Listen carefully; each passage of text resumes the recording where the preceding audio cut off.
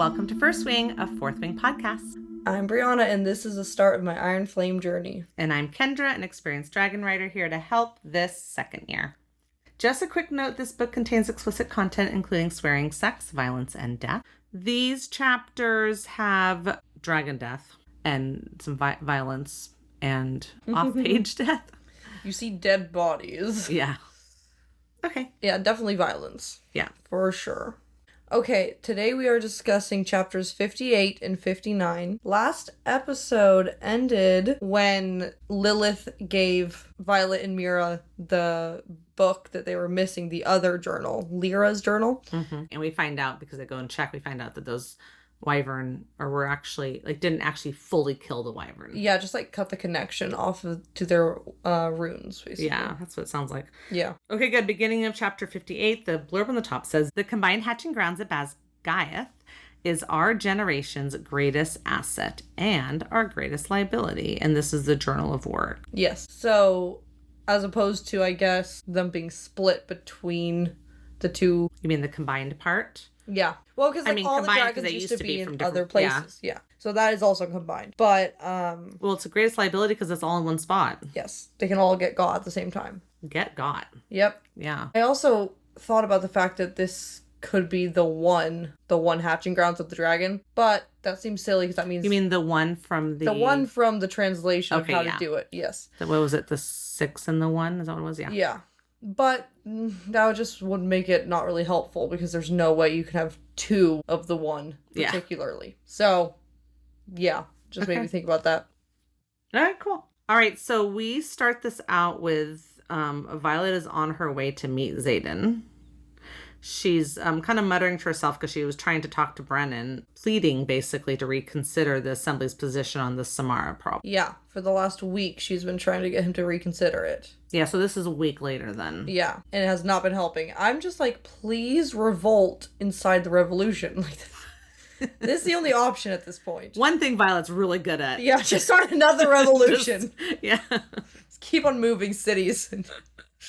Anyways. Which she basically does. Yeah, but not sneakily, just very openly. No, we're going to go do this. But you can stay here, don't you worry. Don't you worry yourselves. Yeah, you just stay here, you little cowards. Right. Wards that are not really working. Whoopsies. So then she shows up to see Xaden. And I guess he must have sent her a note being like, let's go spar or something. And she's like, I thought you were kidding when I got your note. I haven't seen you in a week, and this is where you want to meet. So apparently he was off at Drathis, monitoring it for the last week. So they haven't had time to talk. I mean, she's basically... kind of forgiven him, sort of. Yeah, it's not like she just found out about a signet. Because they ended on, they had some conversation about it. And she was like, I won't turn you in, but we're going to have to fight about this later. Yeah. So I guess this is where she's thinking, are we fighting about it now, right? Yeah. So he said, figured we'd be fighting. What better place for that than the sparring gym? She brings up the fact that, we could do this in the bedroom where it's warded and stuff. But he's like, we could also just talk in our minds. No one can hear us. Which, kind of unfortunately goes against everything he was sort of saying before. And I couldn't tell you anything now that we're alive. Yeah. I was like, so you totally could have told her. That excuse is just right out the window. Yeah. But okay.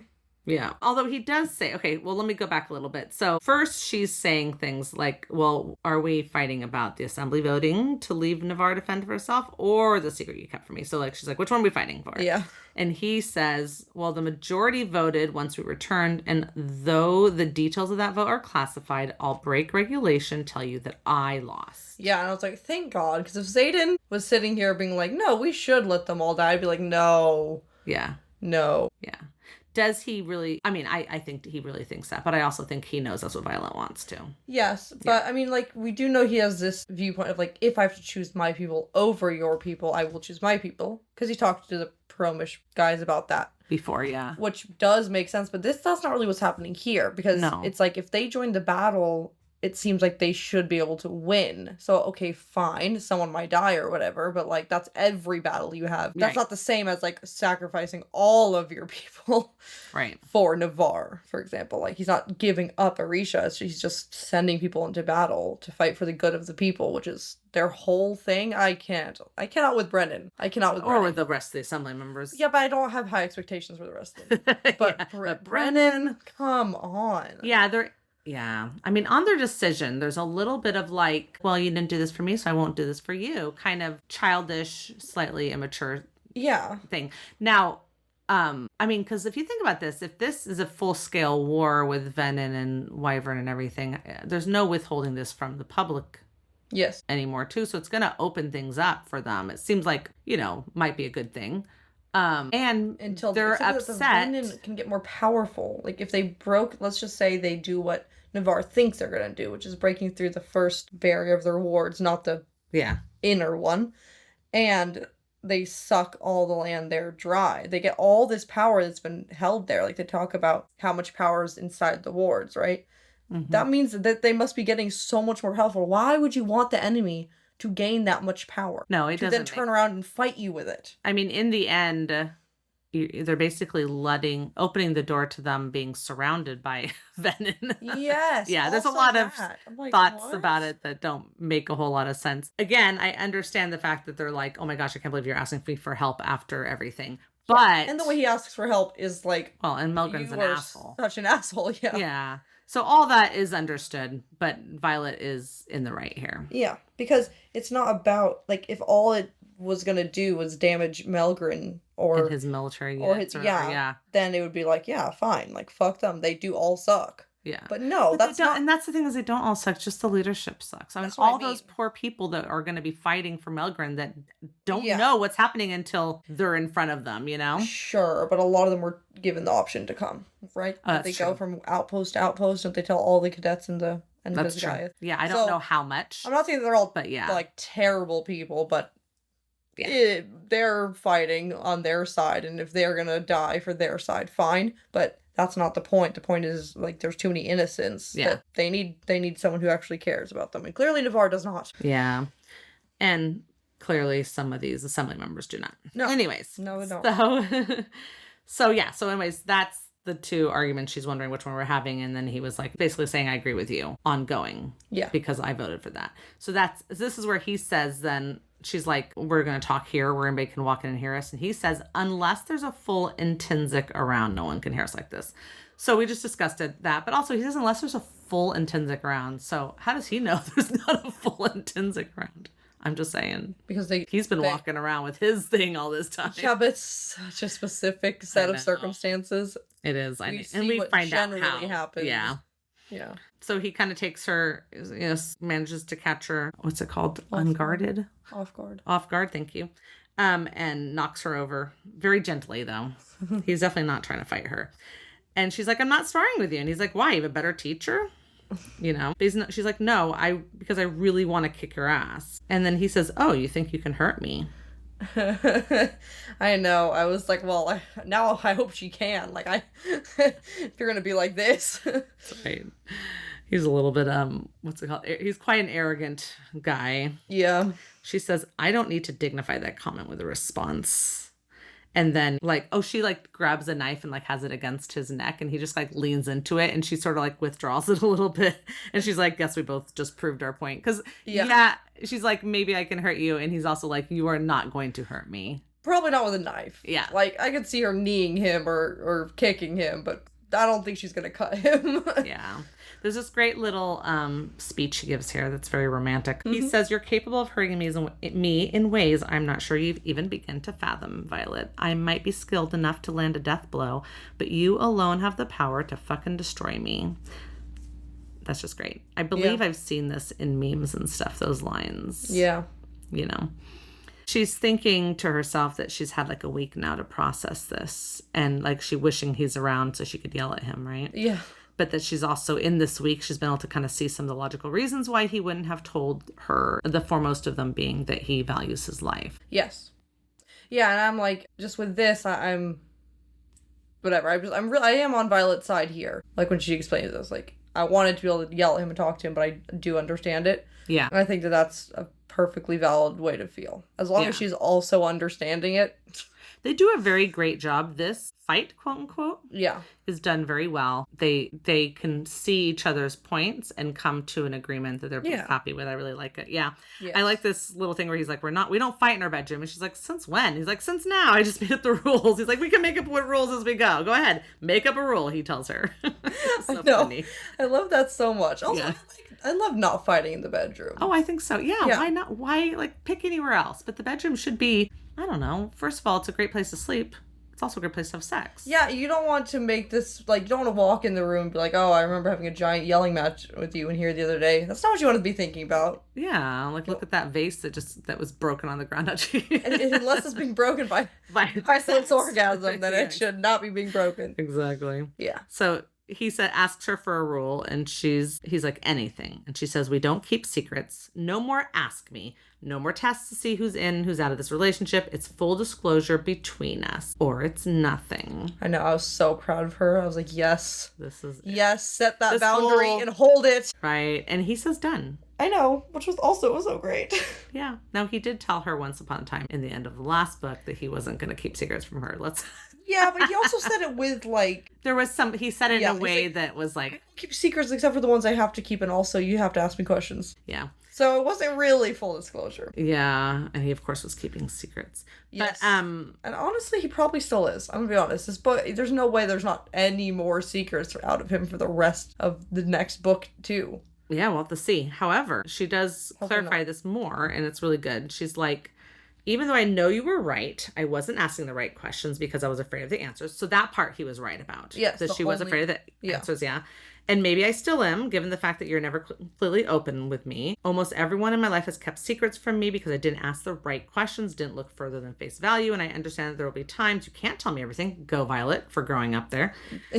She says that's the nature of what we do. Yes. Thank you. But I need you to stop setting me up for failure by insisting I figure out what there is to ask. Thank you. Yes. So she basically is getting across to him everything we've been complaining about. Yes. Yay. Yay.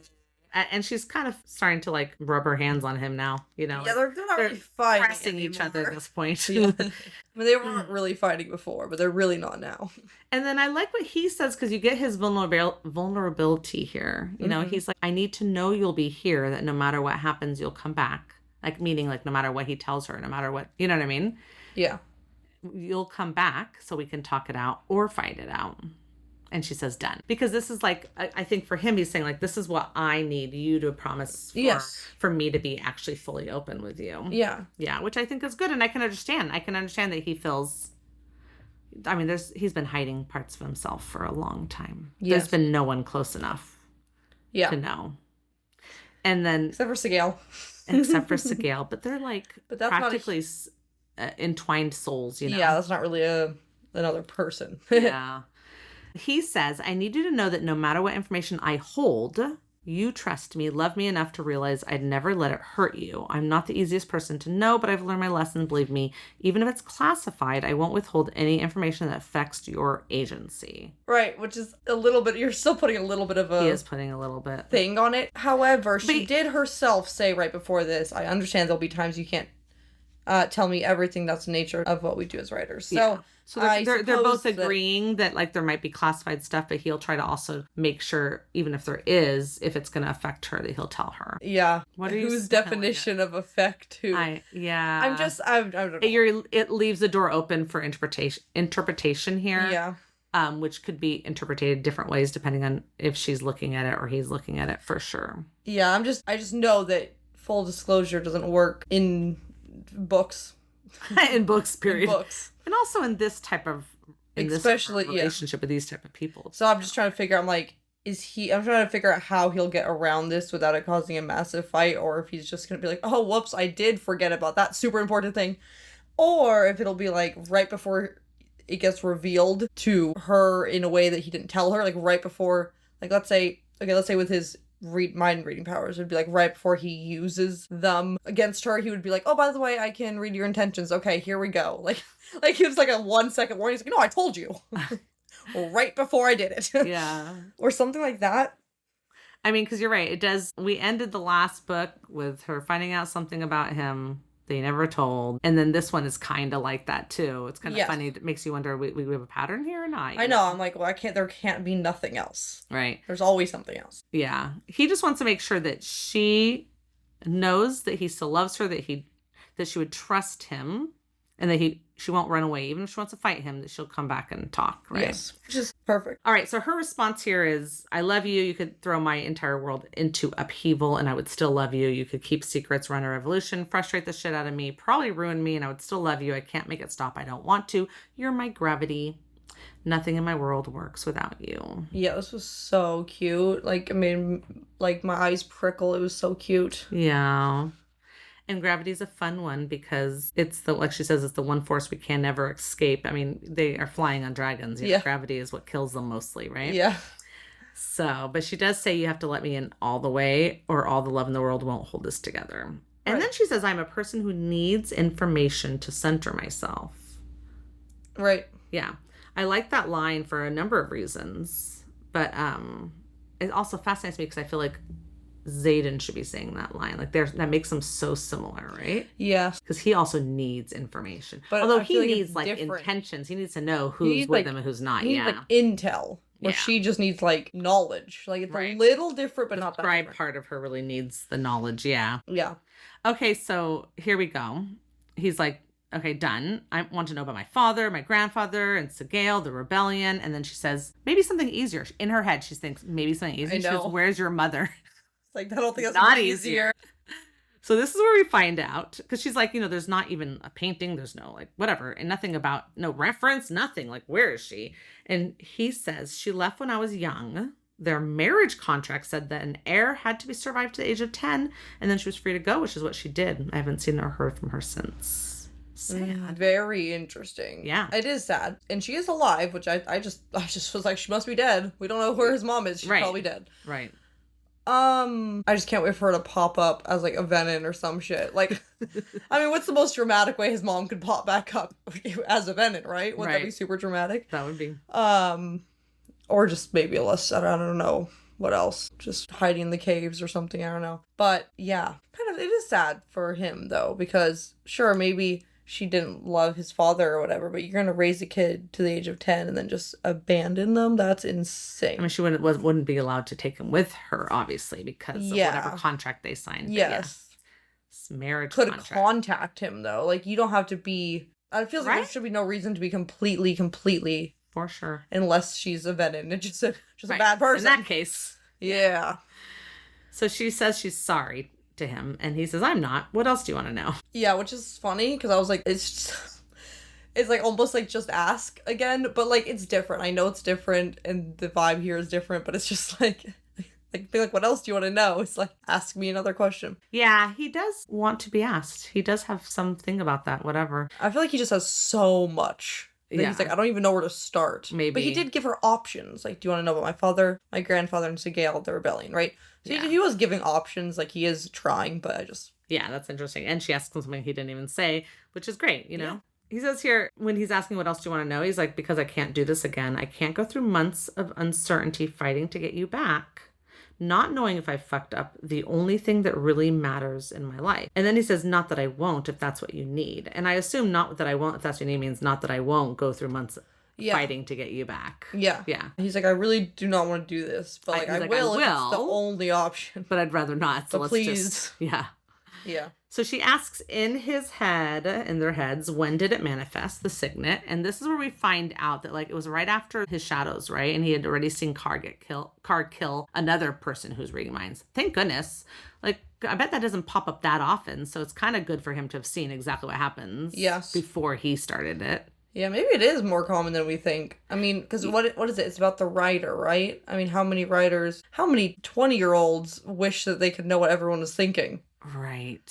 I know it's not just how many are popping up, but right. Hey, you know how Andarna said magic likes its balance. I feel like I've heard this in like every story, but yes, I feel like It's I when remember she this. Because she's weak, she's having this weird physically, and she's strong. She's having this weird, whatever conversation happens. Oh, it's when they went to go see her after she stopped time in the first book. And they're like, what the heck? And she says something about magic likes its balance. And then she also says something about like butterflies or I don't know what it was. She's like kind of mumbling sleepily. Yeah, she says that. Then she says something about something else that seemed kind of interesting. And then she says something that's completely off. And we're just like, huh? Yeah, I do remember this. Okay, she mentions that. Well, I'm just wondering if like the first person who got their signet and he kills them, then magic was like, oh, okay, fine, let's try and find someone. Like, is magic trying to find a person? Like, they're like, well, you kill that person. Who's the next one we can give? That's really funny. I don't know, you know? I don't know. It's just a weird thought I just had when I saw that. Yeah, if you think of magic as its like own force in a way, which it kind of seems like it is. It's not controlled by anyone specifically. If it had some sort of, because this whole thing about the balance, just makes you think like, well, it's got some sort of laws. The magic itself has laws. So I don't know why. I just thought like, I was just thinking about the fact that he had seen Carr kill someone. That was before he got his signet and then he gets it. Okay, anyways, so basically that happened. So he kept he says, I held my shit together and went to Sigale, right? And then when they were worried about so it says right here, like they know that Sigale had bonded one of his relatives. So they were wondering if he got a second signet. He lied his ass off and they saw how strong his shadows were. So they were like, oh, okay, it's just that. But then he says, it helps that writer of record was thought to be a great uncle, not my grandfather. Not only is that what is said here, I found the passage in which she does first learn about Sigale having bonded a relative of Xaden. But I did find where Kaori mentions it to her, which is like page 95. It's like the beginning of book 1. Yeah. And it said, talking about Sigale, ruthless does not begin to describe her, nor does she abide by what we assume to be what the dragons consider law. She even bonded the relative of one of her previous writers, which you all know is typically forbidden. But Sigale does whatever she wants, whenever she wants. So it just is a relative. Yeah. So they didn't really seem to know. Yeah. Yeah, I remembered thinking that like nowhere is like it's really known that it was his grandfather, but she knew it was his grandfather because Xaden does tell her. Because he tells her, yeah. Yeah. Okay, good. Well, they thought it was a great uncle. Oh wait, do we have it on page of Xaden telling her, or is it just in one of those passages of the books he was writing to her, or the letters that he was writing to her? Because he writes about how something about Garrick. And then something about Sigale bonding him because he reminded her of his grandfather. Yeah, there's that. Because of his ruthlessness or whatever, right? Yeah. Because, I mean, it was I wonder if killed the prince. But it seems so insane of him to have mentioned that in a letter that can be read by the people. So maybe that's not how that happened. Interesting. Well, back to their conversation.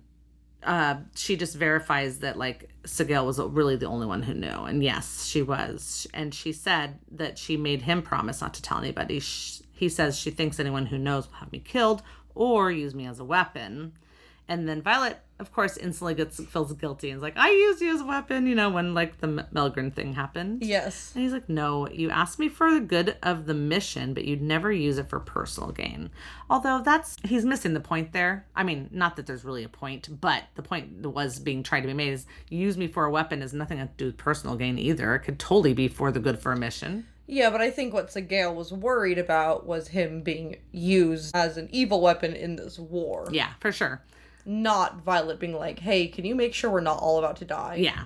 No, yeah, I get that. But you can still use someone as a weapon, not for personal gain, is what I'm trying to say. Yeah. So she asks him to promise that he won't use it on her again. Yeah, and he does, but I'm like, can he actually promise this? I feel like he should have put some conditions, like, I will 100% try, but sometimes you do scream your intentions at me. Yeah, like, even earlier in this same chapter, she does it. Fuck him, she thinks. I make sure my shields are down so he hears it. Which maybe that's just him the bond, directly talking to him. But then also, why would you say fuck him, not fuck you? You know what I mean? Like, it seems like she's wanting him to read it more indirectly.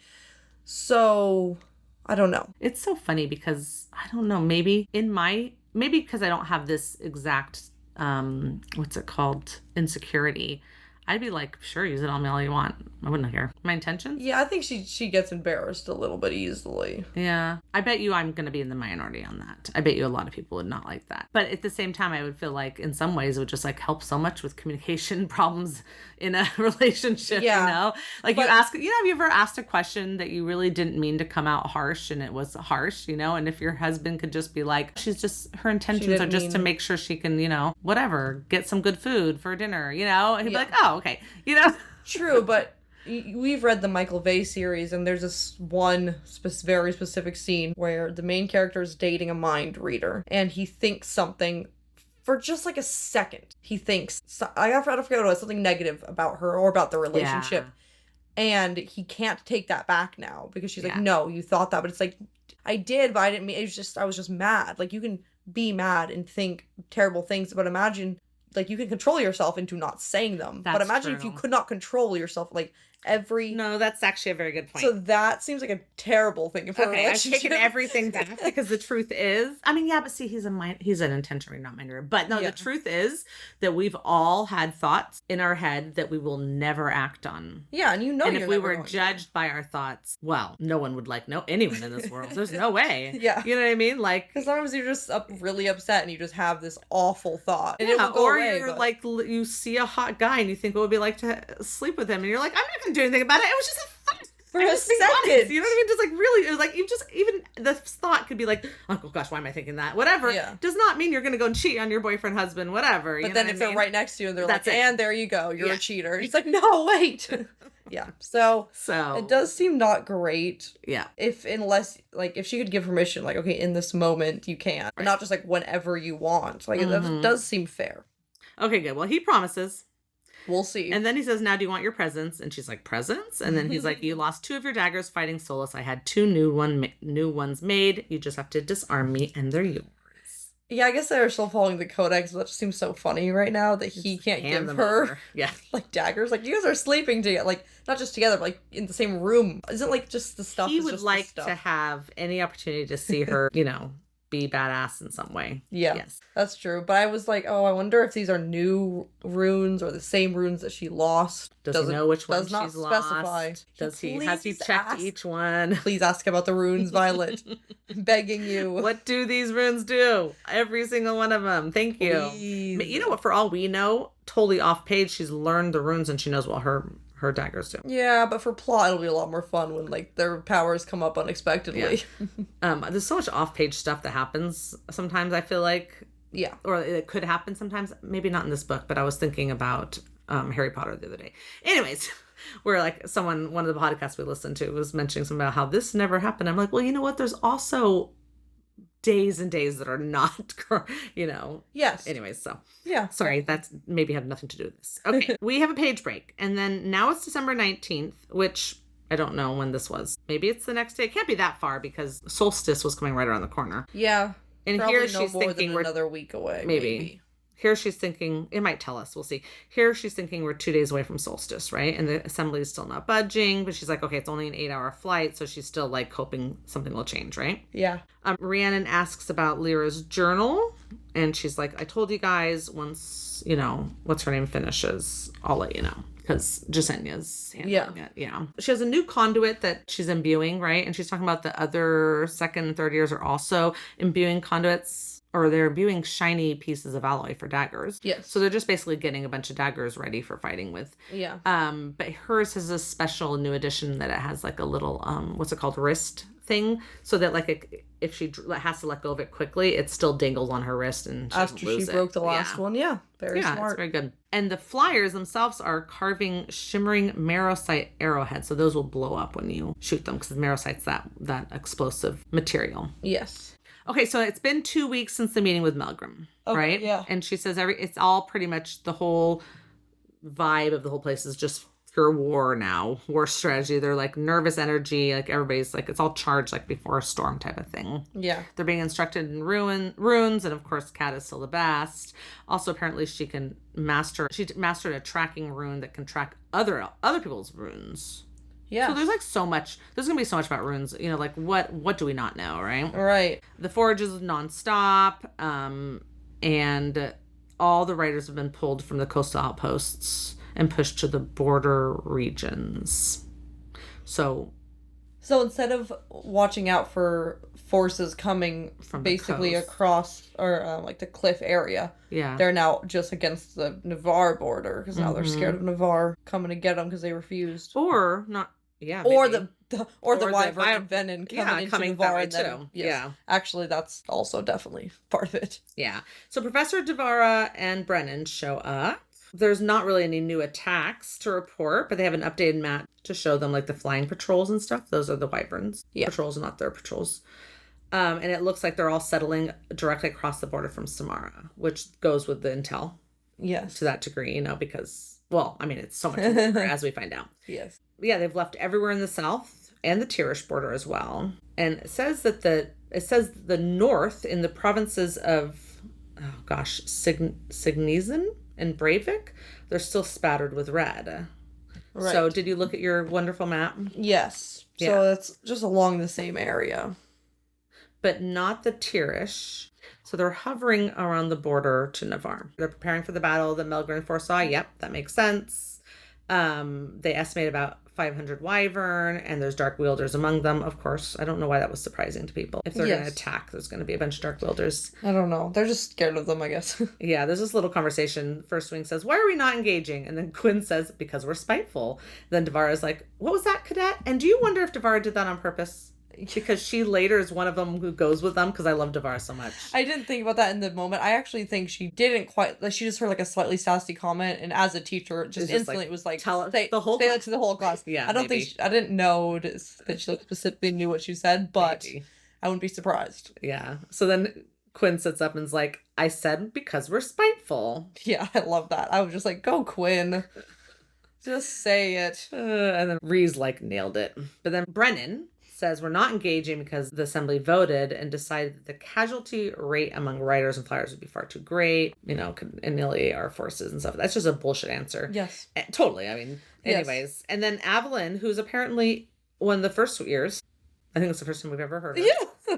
Or were you like, who's gonna die soon? She must be dying soon. She just got named.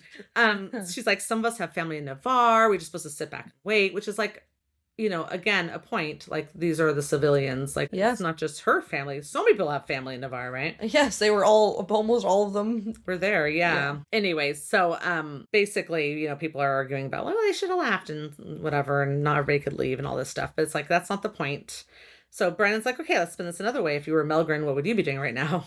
Riddick says, shitting myself. And he's like, other than that. Yeah.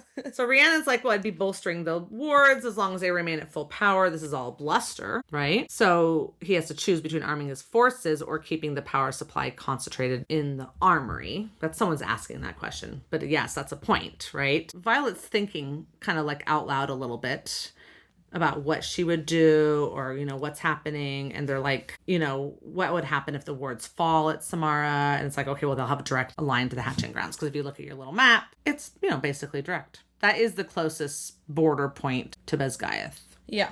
That or Shakir, but whatever. We want Samara for some reason. But then Violet points out, no, the wards actually do cover the hatching grounds. It would just fall back to the natural extensions of the wards, right? Yeah. And she's like thinking out loud. And she's like, so, whatever. She starts to like trail off. And then Devara's like, you want to finish that thought? And her mind starts like spinning. She's like, how old is this information? They've been sitting on the border for 3 days. They haven't moved. And then she has some sort of realization. Yeah. Obviously thinks it fully through because Taryn's like, we act now. Yep. And again, we get one of those things where it's like, we don't hear what it is. But Taryn does. He knows. He's ready. Yes. I know. I was like, I have no guess except that it's something about the wards, which it is, or that it's a distraction by the Venom. So my other worry was that they basically are doing this setup to come and actually attack. Which is what she figures out. No, come and attack. Arisha. The Arisha. Sorry, yeah. Yeah, it was too, the first was like. I mean, a distraction is correct. But you're thinking the wrong place. Yeah. Yeah, no, but something about the wards, I meant something about Navarre's wards. Like, there's something that she just realized about their wards, how it's not going to work the way that they think it's going to work, which is true because there's someone on the inside. Yeah. Yeah. So she's like getting ready to go. Rhiannon's like, what are you doing? She says, I need to find Xaden. It's not Samara. And then Rhiannon's like, all right, we're coming with you. I love her friends so much. I know. And they all right here, it's amazing. Like they just all fell out. The whole squad just follows. Yeah. And despite Zadavara going like, what? Even Kat, exactly. Yeah. So she's reaches out to Xaden, finds out where he is. She's like, I need you. So she heads to him and stuff. And Kat's like, is anyone going to tell us why we just walked out of Battle Brief? Rhiannon says, Violet has that look in her eye. And then Sawyer says the same one she had before the squad battle last year. And then Rhiannon says, she's onto something. And from our experience, well, you just roll with it. Yep. I love that. Yep. So she tells Xaden it's not Samara we have to worry about because they're sitting there waiting. They've been waiting for 3 days. Why? And he's like, well, if I knew, this war would be over. She says, well, Melgren says they're overrun on solstice. That's the day after tomorrow. Wyvern aren't going to take down the wards at Samara. They can't fly past them. Plus, smaller hordes were moved along the full border. I think Samara's just a distraction. I think they're waiting for them all to fall. So the idea being that, like, we know someone's in the inside now, but, like, they're waiting for all the wards to fall. So they just get all leadership and all the army to go to Samara. And while they're thinking it's there, the minute the wards fall, the venom can go straight to Vazgayath, which is where the hatching grounds are, right? That's kind of her thought process here. Yep. And so Sawyer's like, the battle can't take place somewhere else. Melgren would see it. And then Sun's like, nope, not if we're there. He can't see us. He can't see these things if we're there. Yeah, and I was trying to figure out what the significance of the winter solstice specifically was. There's not particularly. Okay. I was like, are the wards like the weakest on the winter solstice? I don't know. I mean, that sounds like every other fantasy book. Yes, it sounds very plausible. No, I guess not. No. So Melgren can't see the outcome of whatever's happening in Vazgayath, or can't even see it happening at all because they're going to be there. Yes. So that's why he doesn't know what's actually happening. It was just so crazy. It's like, it's good, but not good. Yeah. So yeah, this is where Xaden's kind of putting together that it's going to be at Vazgayath at the Vale. Yeah. And they're having like this whole conversation. Everyone behind them is like waiting. Yeah. For them to come to a conclusion. It's just so funny. Yeah.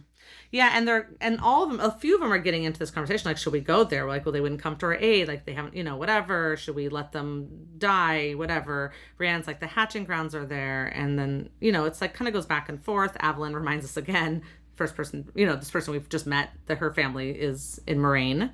Yeah. And so Xaden says in her mind, we'd have to leave almost immediately. And she says, they lied to us, executed your father, tortured me. And he says, yes. And then she's like, I keep thinking about the cadets, the healers, the infantry cadets, the healers, the scribes, people like Kaori stayed behind because we know Kaori's a good guy. Yes. People that just want to defend their homeland. Yeah. And he says, yes, again. He's letting her come to this conclusion. So she basically is, like, well, we're no better than they are if we leave them to die, right? Yeah. So Xaden says, say the word and I'll take it to the assembly, and if they won't support it, we'll go with whomever will. I go where you go. And she's like, we have to. So cute and so brave. Cute. Also, I wondered when Xaden was, like, finishing her sentence earlier, and it says his eyes searching mine. I'm like, is he using his power again, or is this just him being this, like, smart and knowing her this well? Because it almost sounds like... Yeah. Well, I'm going to assume, because it was completely unnecessary to have to read her mind, that he wouldn't break it that fast. Right. And that crazy. He's just looking at her, because remember, he thinks she has got a very sexy mind. Yeah. Yeah. So he's probably just enjoying her... Working this out, yeah. Chapter 59 has the best beginning blurb. It just it says, we do not eat our allies. And it says, Taryn's personal addendum to the Book of Brennan as quoted by Cadet Violet Sorrengail. And I was like, does this mean that she added to the journal? Like, she wrote in Brennan's book. That's what it's saying. That's what it sounds like, right? Yeah. Which I think is funny. It is funny. Anyways, so... It starts out with Andarna, of course, because this is a message to Andarna that we don't eat her out. She wants to go. The only way they're going to take her is if she gets hooked on with the harness. And she's like, I don't want to. I can fly. And they're like, you can fly for an hour. Yeah, I don't know. What are you talking about? Oh, she's so stubborn. Yeah, like, it's not even logical. But it's so funny. Anyways, she tries to pull this thing like, dragons do not answer to humans. And then it's kind of an interesting conversation about her den here a little bit. She's like, dragons do not answer to humans. And then Taryn's like, no, but they answer to their elders. And then she's like, only to the eldest of our den. And then Violet's like, sure, I'll just go ask Coda real quickly. Yeah.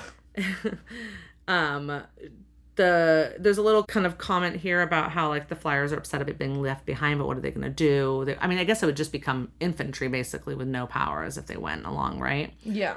Marin is like trying not to get killed before we get there. Nope, that's Riddick. Sorry, never mind. Skip that. No, okay. I don't even need to say it because it's something else.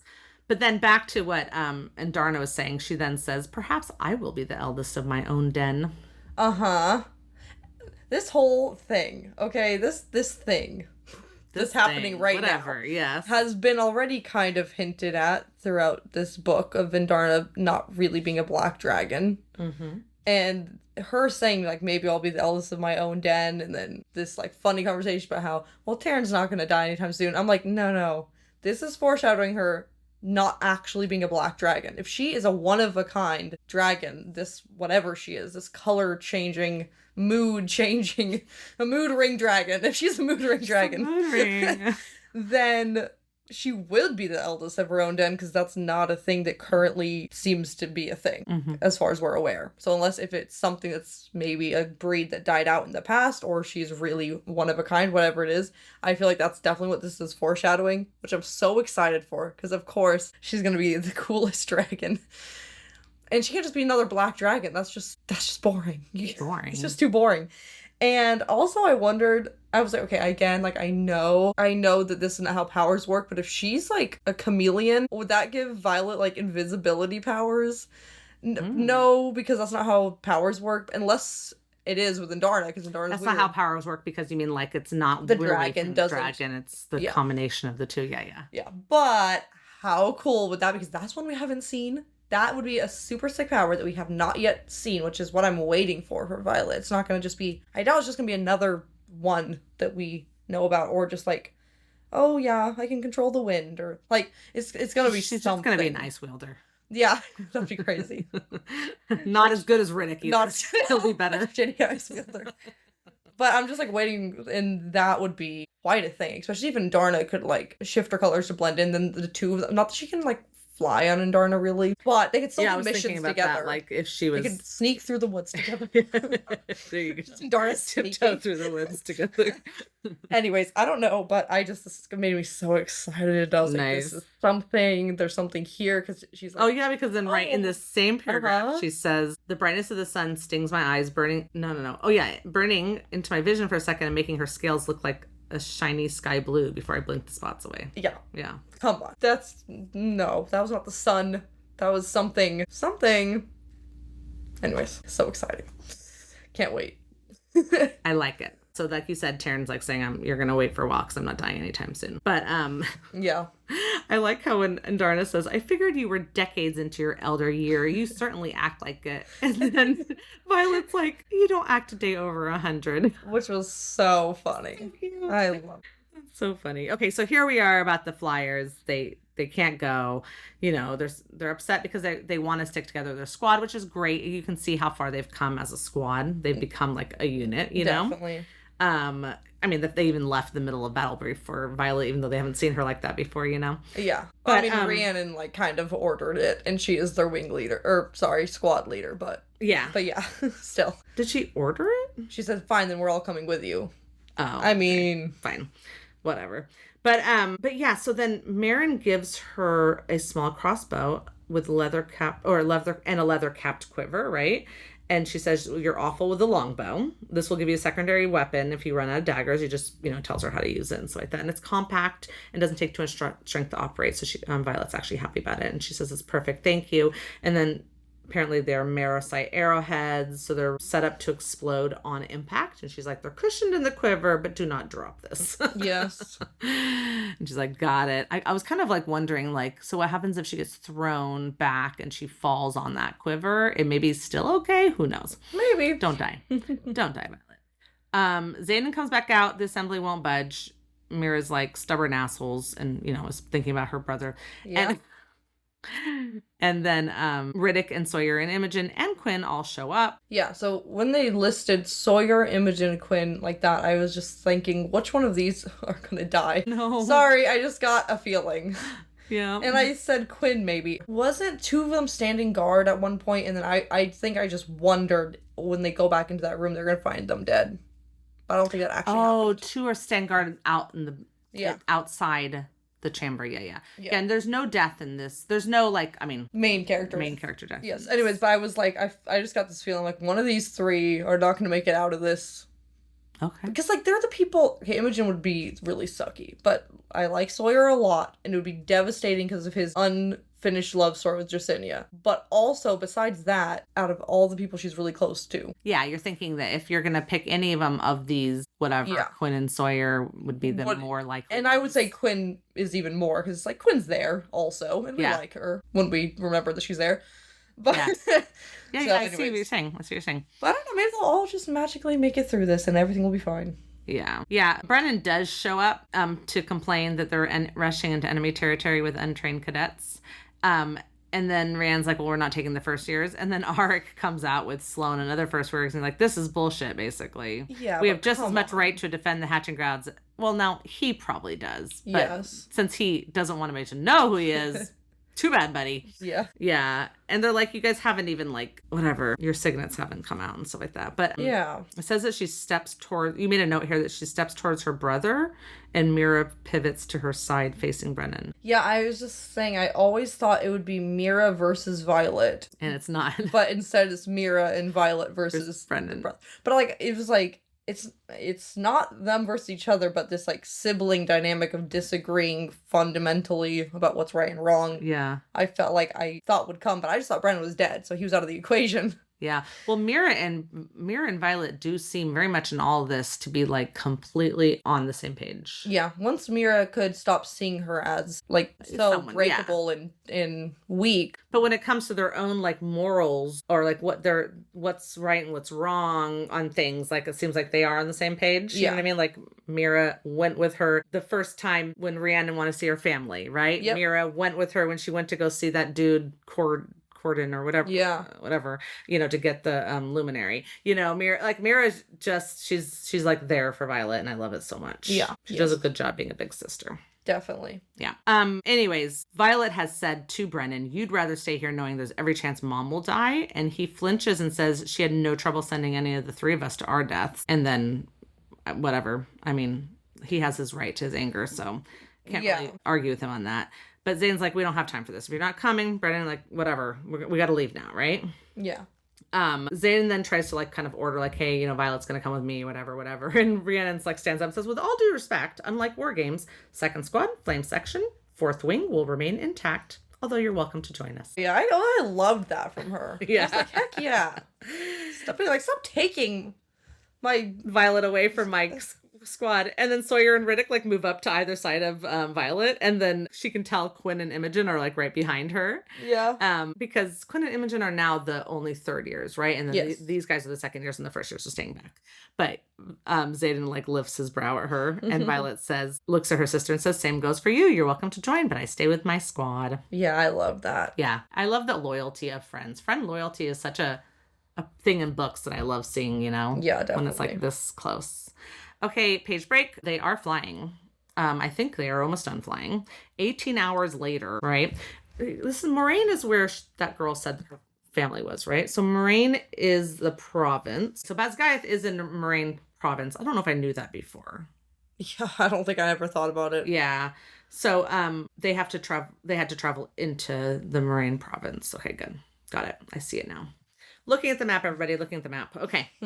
So they are in Moraine now, and it's not much from the Moraine province border to where Basgiath is. There's not much, so they're very close to getting there. Yes. There's no patrols because everybody is at Samara because General Melgren is sure. Now, if he's so sure of that fight, does that mean the fight's going to still happen? Yes, I think they're going to attack when the wards fall. They're going to attack there. And then still send everybody else to Basgiath. Well, yeah, no, because they have people all the way up. Yeah. So the rest of the guys will just go straight to Basgiath. Yeah. Well, like you said, they are a distraction. They are a distraction. Yeah. Because if they change their mind, he would see nothing. He would just see nothing. Yes, if they decided they weren't going to attack Samara. He would just see blank and be like, what's happening? Yeah. And then he'd be like, Xaden! Why can't... It's sort of like, what's her name? Twilight. When she can't say anything, she's like, Jacob! Jacob's, get out of here! Get out of here! Anyways, so Yeah, there's a bunch of active writers also came along. So people who aren't just cadets, they're not just cadets. A bunch of the active writers want to help and do something too. So Yeah. yeah. Amzir, who is her mom's dragon. Right, which I didn't remember right away, but then it does say a little bit later. I was like, am I supposed to know who this is? Yeah. Is within the veil. So that means like her mom is at Bezgaeth. Yeah. That's really all they're like learning here. Yes. So, because this is Taryn telling her that. And he's like, Teen. Mira's dragon. Mira's dragon. Taryn has said that Teen will relay communication for the squad while she's locating the mother. Yeah. So, they're kind of like deciding how they're going to do things. And we realize that Violet's going to be looking for her mom. Yes. Because it also says like, okay, so they're going to send Andarna off to fly to the Vale and stay there, right? And Darna says, what if you need me? Like last time, I can stay hidden right at your side. And you managed to point that out too. Yes, I was like, so she knows she can do this? Saying I can stay hidden right at your side makes it sound like she already knows that she could change her color. Although she's also saying this right out loud. So what is another way to view that, actually? What's another way to think about that? What does stay hidden right by your side mean? She thinks her black can blend into Taryn's black and no one will notice another whole dragon strapped to his chest. There's nothing else that can mean. Yeah, it's a very interesting choice of words. Throwaway lines in the middle of chaos that you just don't think about unless you're combing through every sentence. She's like, just ask the right questions. Right? She's like, just ask me to change color and no one's gonna know it's me. And they're like, what? Anyway, so she does say that line. Camouflage herself. I don't know. I can't decide if it's just gonna be like, just change. I feel like if you can change colors, couldn't you change? It might take hard work to change each part of you coloring to exactly match your surroundings. But if you could do that, that would be sick. Yeah, it's interesting. I don't think I really duplicated that line before. So yeah. He says, no, stay with the feather tails. They need your protection if the words fall, right? And then she goes off and Violet's like, the veil. And she says, I will be where I am needed. And they're like, that does not sound like she's listening. I don't know about this. Anyways, yeah. So they are getting really close. She's trying to figure out if there's anything weird. Does there any kind of weird sense? Like, no, the wards are still there. You know, we've made our presence known to the Empyrean, and I can definitely sense their displeasure, if that's what you mean. That's Terrence saying that, you know. But this other dragon named maybe Greem is in residence. So apparently she's reaching out to her mate, who's in Samara, to contact Coda, to tell Melgren that they're there. Yes. And I almost thought that should be impossible. And then I was just like, whatever. And then it explains how it's possible. Yeah, she's like, well, are you guys ever going to be able to communicate that far? And no, they can't. He's like, yeah, it takes some years. So he says Graham and Maisie have been mated for many decades. So I guess the longer you're mated, the stronger the bond, the farther you can communicate. It makes sense. Yeah. A massive fight about hiding powers, and maybe it like takes a few years off. Maybe they lost a little bit. Yeah. Possibly. They seem to be getting along okay now. It doesn't look like mom and dad are fighting anymore. No. Yeah. He goes to just land right in the middle of the courtyard. And she's like, there's people down there. And he's like, they'll move. Yes. This is the pure Taryn. Classic Taryn. It's perfect.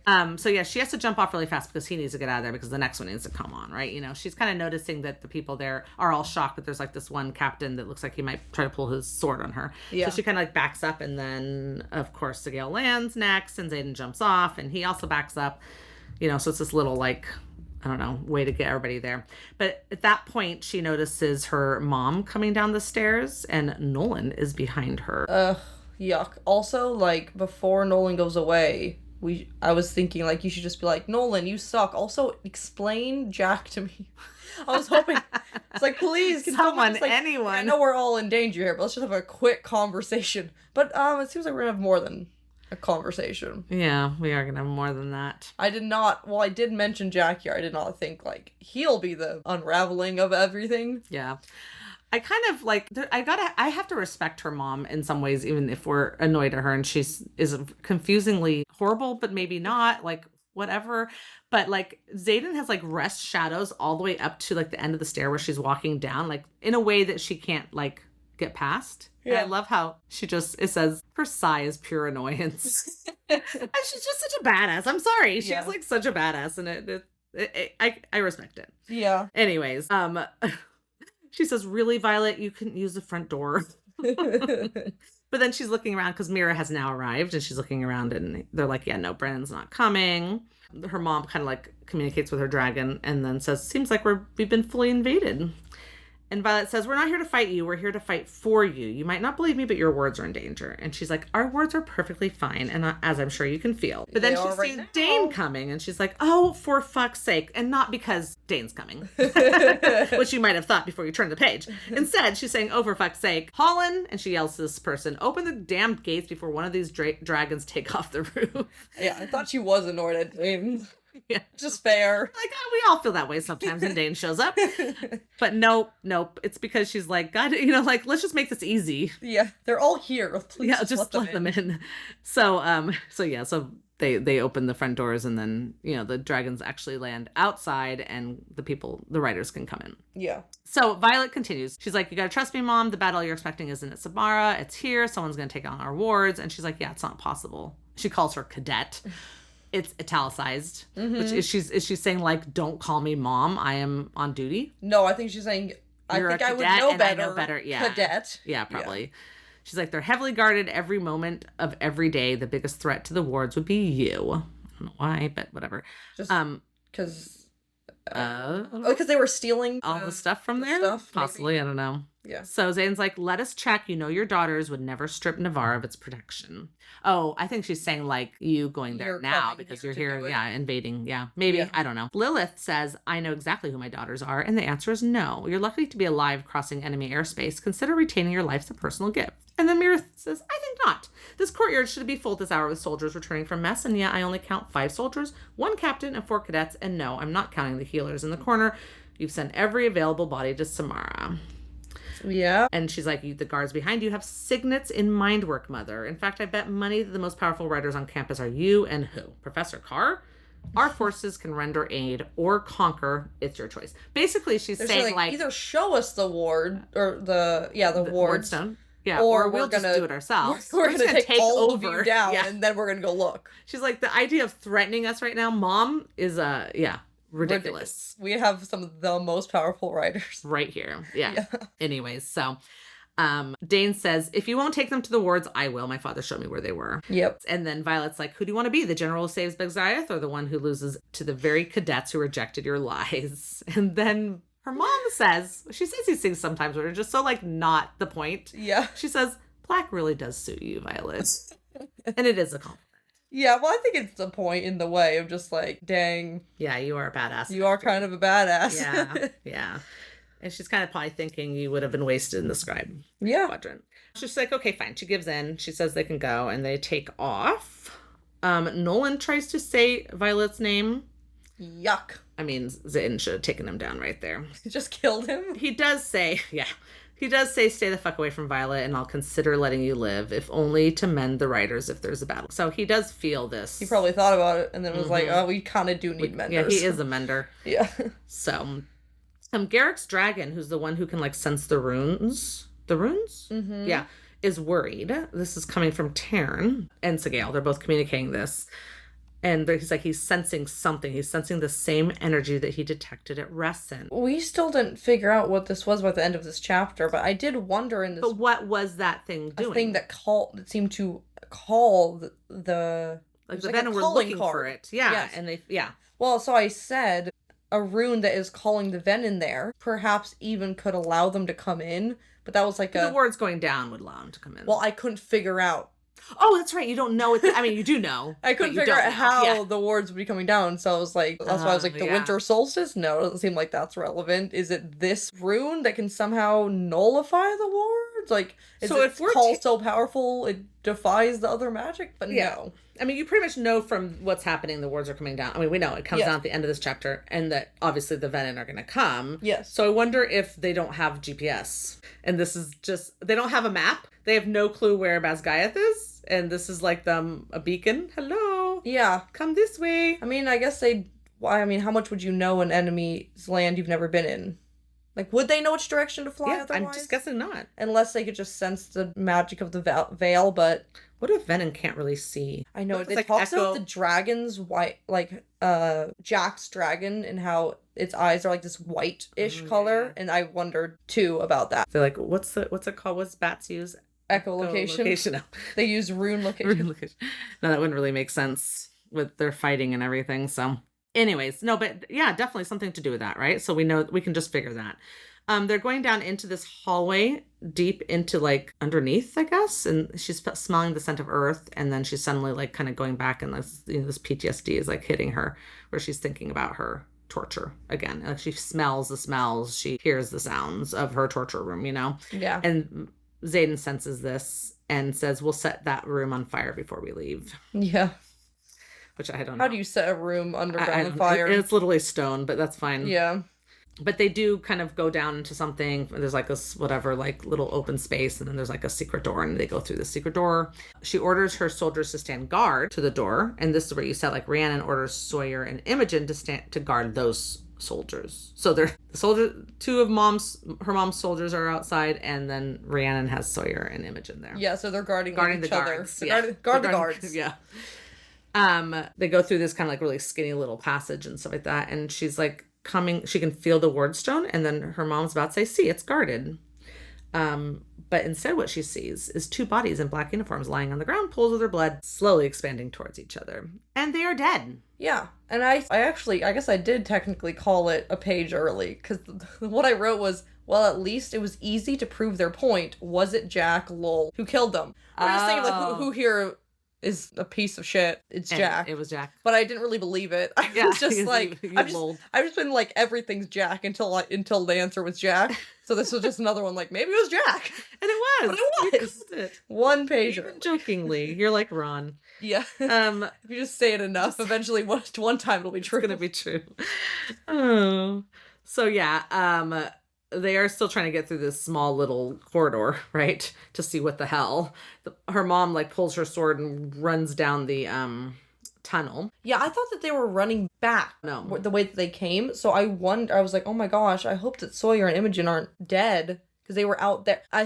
I didn't really know which way they were running, and that's when I worried about Sawyer and Imogen. Oh, interesting. Xaden tries for a second, which is really dumb and a waste of breath, to ask if she would stay back. I don't know why. But anyways, of course she's not going to. She she asks Taryn if he knows where the word chamber opens the sky, right? And he kind of picks up on what's going on, so he's like, on my way. Yes. And then she hears her mom shout, "No." Yeah, but also Taryn, before this, thinks about how they cannot supply fire to more than one Wardstone. Of course, that's not exactly what she's asking here. She's asking, please come help. Yeah. But just a little reminder, when this does fall, like that he won't be these dragons that they have. Won't, yeah. Yeah, but also Rhiannon's dragon is one of them. I know that not all of the dragons are there right now. Yeah. Some of them are, and all those won't be able to do it. Yeah. Yeah. Interesting, yeah. It's just that I wonder if that's when Indarna will reveal that she's like her own. Because if she's the one of the only, she would be the one that could, you don't have to be like the most powerful. And if Taryn only has one other member of his black dragon family, who's Coda, who's not here. Yeah. Then a black dragon can't even be an option. Right. At least from what I remember, there's not really, if there's any others, we don't know them, and there's not very many at all of the black dragons. Yeah. And I don't really know how this works. Is it the strongest of the den at that moment in the area? But it's not strongest. It's the most political power, so it'd be the highest ranking of their den. So like the blue dragon den would be whoever's the highest ranking blue. So let's just say at the moment right now, because Sigale returned, she's the highest ranking blue dragon. Let's just say she is. Yeah, but she couldn't do it. But she can't do it. Does that mean she has to leave? Maybe. So that the next person can be the highest ranking blue dragon? Yeah. Or is she just neutralized, whatever, and then in that case, and it's the next highest ranking? That would make it easier. That would make it easier. I'll tell you. Anyways, yes, that was a good point to point out. Thank you. Mm-hmm. They are running towards the wardstone. They reach the chamber, and like literally seconds before she can even think, an orange scorpion tail swings towards her, and Xaden has moved her, like before she even like registers, he has moved her. So he's just saved her life. Yes, thank goodness. Yeah, and she's thinking, there's a fucking dragon in here? Right? Yeah. Did you know it was an orange scorpion tail? Do you have any thoughts? No. Okay. I forgot everything about his dragon. I didn't care. Who cares about his dragon? But what is it with oranges? What is their problem? Because what's his name was also an orange? Yeah, seriously. Are oranges just all kind of small and weak, and that's why they're all fuck faces? I don't know, a bunch of fuck faces. Do we know anybody out there? Do we know if there's orange dragons? Any of our guys have orange dragons? Oh, probably. Imogen's is an orange dragon. So she does have an orange dragon. Imogen I had a has an feeling orange someone else had dragon. an orange dragon. She's also, like, extremely brutal. Yeah. Not in the type of way that Jack and Varsh have turned it into this, like, grossness of being brutal. That's but true. she is quite brutal. We don't know how bad this dragon is. The eyes are milky. Like, what's happening? Is this dragon doing this, or is this Jack doing this? You know what I mean? Well, then they're weak, because that was, like, a similar thing with Varsh. Weak dragon. That's what I think. I think they're weak. Yeah. Yeah, and Brennan's dragon's orange. Oh. Yeah, Marb is an orange dragon. Well, that's a little bit out of left field there, then. Yeah, anyways, it is, they do happen to be both orange. Okay, so basically what we have found is the wardstone is on fire. Yeah, and I was like, oh, okay, so, like, it is supposed to be actual flame. Yeah. Because she was like, maybe it's metaphorical flame. Right. It's on fire, and it's supposed to be on fire. And that it's not just any dragon there, it's Bade. Yes, and I was like, oh my god, it is Jack. What the? I didn't even say what the fuck, I said what the shit. That's how startled I was. What the shit? You're like, finally! I've been asking about Jack this whole time. Oh gosh, but Oh my gosh. And then like you point out here, her eyes are opaque instead of golden. So they were golden before, but now they're opaque. Yeah, but I just took that as a sign of turning venin. Like, if you're the dragon turning venin? No, but if your rider is, what does that do to your dragon? That's the question. Not a good thing, I would say. Yeah, that's the question. Could you, like, is he siphoning, but not the good type of siphoning? I don't know what they call it. Reaching, whatever, for power, even taking little like bits through the dragon, from maybe her, like too small to kill her, but enough to fuel him. By the way, she just casually threw out for all the listeners of our podcast, like, her prediction about Jack being a venin right here. I think it's pretty fucking obvious. I know, but like you just said it with no like whatever. Sorry, but like it's the whole promise thing that makes me think. But also, why else would he be helping the venin? What makes you help a venin besides being a venin or wanting to be a venin? I get that it's very logical, but I just had to point out the fact that you thought that right there. Yeah. I just can't believe I didn't think it before, honestly, because he's like super power hungry, would do anything, is brutal, like doesn't care about anything, about the codex, about what's right and what's wrong. Yeah. Why wouldn't you? Reach for power beyond your wildest dreams. And he was noted before as having a little red ring on his eyes being a little red. Do not remember that. Of course you wouldn't, because you were not picked that up. Because you read that before you even learn about the fact that maybe you read that before. Yes, because they learned that about venin and how the recruits have that while they're in Orisha. That's right. After you left Jackson all the time. How would I have known that? Yeah. But I was thinking it was Varsh. I thought about, wasn't there a time that someone's eyes were red and I made a comment like, oh, of course they'd have red eyes, just classic evil, like a red glint. And I was like, oh yeah, the red glint. But I was remembering that as being Varsh. But if you who has read this a lot say that that's Jack, it was probably Jack. That I was thinking. There has been more than one person that you have read about. What? That's mentioned of red in your eyes that we passed over because you didn't know. But and like of course, since we're doing a first time reading, maybe at one point you'll go back and read all those and catch up on them. But so I don't know who you said. I don't know who you said. Well, I feel like there was someone who did, and I don't remember seeing it more than once, but I just thought it was like I don't know, like a writing thing. Well, maybe once we read a little bit more after this, in the next chapter, and we read a little bit more about Jack and stuff like that, I'll point out a very specific thing because it won't spoil anything at all in the future. So, but yes, so we have found Jack because we have been wondering what's he's doing all this time. He appears to be sacrificing his dragon. Yep. Literally. Anyways, that doesn't happen immediately, but that was also crazy. But Jack's like, oh hey, you're right on time, Sorengale, which is whatever it is. Not great. Not great. Not what you want to hear. Still trying to get Taryn there. He's like, it's not very easy to get to there. And Dane's like, what the hell are you doing, Barlow? And he says, what I promised. Right, and I said, promise to who? To Varish? He would be a fucking venin too, wouldn't he? Because where was Varish? On the outposts where there's probably more than one venin attack happening. He would have such access to that to seeing what the power does and wanting it. Yeah. Also, I wondered, was Varsh the watcher that was being mentioned by the other venin? Because if Varsh was a venin reporting to the other venin, and he was trying to actively kill Violet, it seemed, more than once. Yeah. was he, like, they said, like, oh, something about the Watcher thinking it's smarter for you to just be dead before you become more of a threat to us. Mm-hmm. In her dream, like she'll never turn or something like that. The Venom mentioned that. Yeah. And I was like, who's the Watcher? Is that him? Because he's watching in her dreams? Who's the Watcher? That was like a weird line. Anyways, so until we get another answer, I'm assuming that was Varsh. Varsh was the one watching her and reporting back about her and trying to kill her. Yeah. Anyways, that is assuming that he was working for the Venom. But, like, also, like, he's the one who saved Jack. And then what would he make Jack promise in return, probably? I'd love to see the wording on that again, because that's actually fascinating on what the... Yeah, I don't remember if it's like... That's fine, we can look later. If it's like a past tense of, like, the Watcher had said this in the past, then that would make it seem like it could be Varsh. If it was, like, present tense, it'd be like, well, Varsh is dead, so it can't be I remember thinking for some reason, was he talking about someone who was watching their fighting... But that wouldn't make any sense at Reston. But that wouldn't make any sense particularly, because how would they... take from that she would never turn or whatever, you know? Yeah, it seemed like someone closer. Yeah, someone maybe in Bezgaya, I think. Yeah, interesting. So basically, the orange dragon, Bade, is up on her back legs, and Jack cuts her neck, basically, and she bleeds all over the wardstone. Which puts it out. Which was insane. And kills the dragon. Yeah.